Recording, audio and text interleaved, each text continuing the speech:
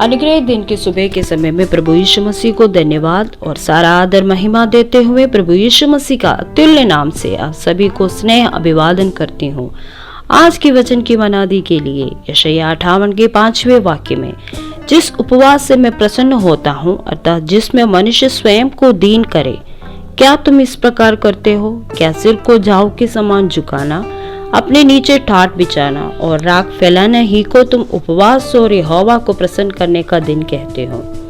अनुग्रहित वचन से मनुष्य स्वयं को दीन करे, इस विषय से मनन करने के लिए परमेश्वर हमारी सहायता करे। इज़राइल के संबंध में उपवास, बलिदान और याग अर्पित करने का सब निश्चल हो गया था। उस दुरावस्था के समय में परमेश्वर की ओर मन फिराने और परमेश्वर को प्रसन्न करने के लिए आरंभ किया। वे आत्मिक उन्नति का समय था। जैसे जैसे समय आगे बढ़ता गया, फिर से उपवास, प्रार्थना, आत्मसंयम सब नामधराई के लिए होने लगा। मुंह से परमेश्वर के निकट और हृदय से परमेश्वर से दूर होते गए। कहने का सार है कि गीत, गाना बजाना, देना सब नाम के लिए होने लगा। परमेश्वर से भक्तिहीन, आत्मसम्मान सब नष्ट हो गया।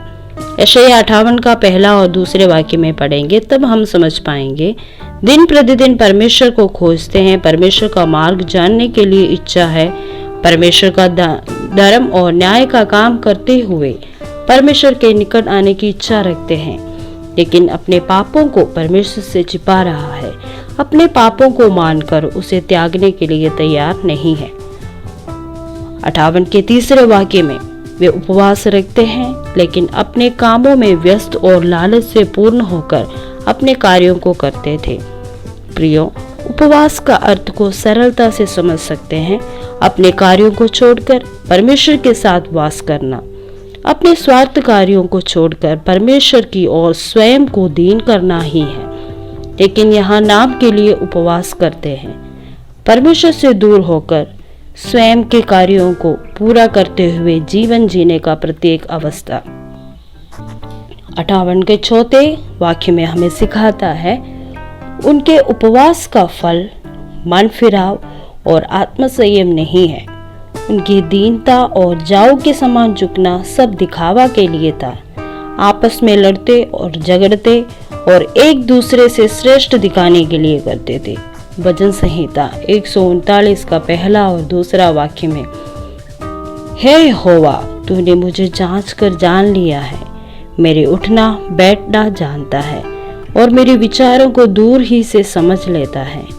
मनुष्य के हृदय के विचारों को जानने वाला परमेश्वर हताश मन से लोगों से भविष्यवक्ताओं के द्वारा बताते हैं कि जिस उपवास से मैं प्रसन्न होता हूँ, वह क्या यह नहीं कि अन्याय से बनाए हुए दासों, अंधे सहने वालों का जुआ तोड़कर उनको छुड़ा लेना और जुओं को टुकड़े टुकड़े कर देना।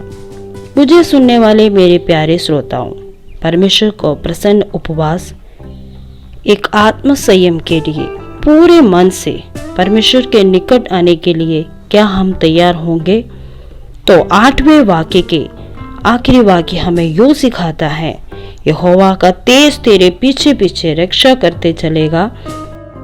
19वीं सदी में मिरेकल लेडी कादरीन जोहाना कुलमान नामक परमेश्वर के एक अभिषिक्ता थी, जो परमेश्वर की कृपा से डांपी हुई एक महिला थी। कादरीन का पवित्र आत्मा के साथ एक गहरा रिश्ता रहा।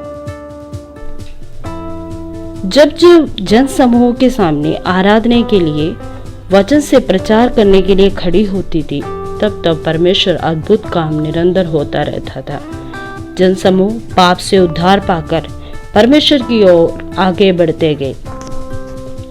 एक बार वे अपने कमरे में निरंतर 18 घंटे से परमेश्वर की उपस्थिति महसूस करते हुए प्रार्थना कर रही थी। उस समय उसका परिणाम क्या हुआ था? उस बिल्डिंग के ऊपर नीचे रहने वाले सब परमेश्वर की उपस्थिति को आकस्मिक रूप से महसूस कर उद्धार पाए हुए उनके कमरे के आगे इंतजार कर खड़े हो गए थे। कादरीन को पवित्र आत्मा के साथ एक गहरा रिश्ता रहा। आज के दिन में परमेश्वर इन वचनों से हमसे बात करना चाहते हैं। आज के दिन के समय में हम अपने आप को स्वयं दीन करते हुए पवित्र आत्मा के साथ एक गहरा रिश्ता बनाने के लिए और परमेश्वर की महिमा हम पर प्रकट होने का कारण बने। इन वचनों से परमेश्वर आप सबको आशीष करे। God bless you all.